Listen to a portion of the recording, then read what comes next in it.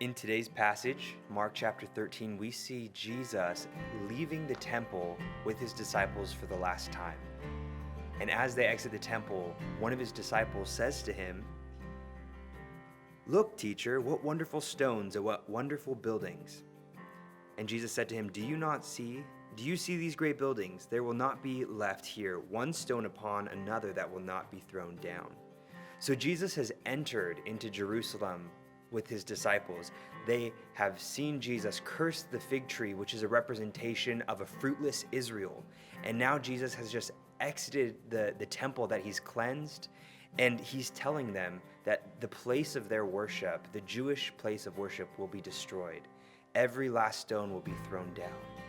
And as shocking as that is for his disciples, they have yet to even imagine what it's going to be like when Jesus, the truer and better temple, is destroyed at the cross.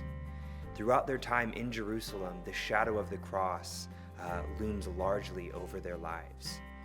And Jesus is preparing his disciples one last time in what's known as the farewell discourse or the Olivet discourse for what's to come. He's teaching them eschatology, or things of what will come in the future, to prepare their hearts with hope, to know that while it's going to get bad on the earth, God is still on the throne, and God will come one day to rescue and redeem his people. And so his disciples, and if we are the New Testament church living in faith with Jesus Christ, we too are his disciples. What we are to do in the midst of hard times is remember the hope and the promise that the cross accomplished for us.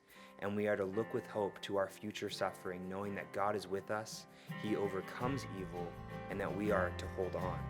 Because as Jesus says, those who stay awake, those who endure till the end, will be saved. Jesus says in verse 37 of this passage, "And what I say to you, I say to all," meaning not just his disciples in that time, but us as well. Stay awake. How are we to stay awake in this time when the days are evil? Well, one, we get to remember that God is surely going to take care of us, because the cross where Jesus died is not where he stayed. He went to the grave, but he rose from that grave as a verification that he will do all that he promised for us. And so we hold on in hope that God will accomplish good things in our lives as we persevere to the end.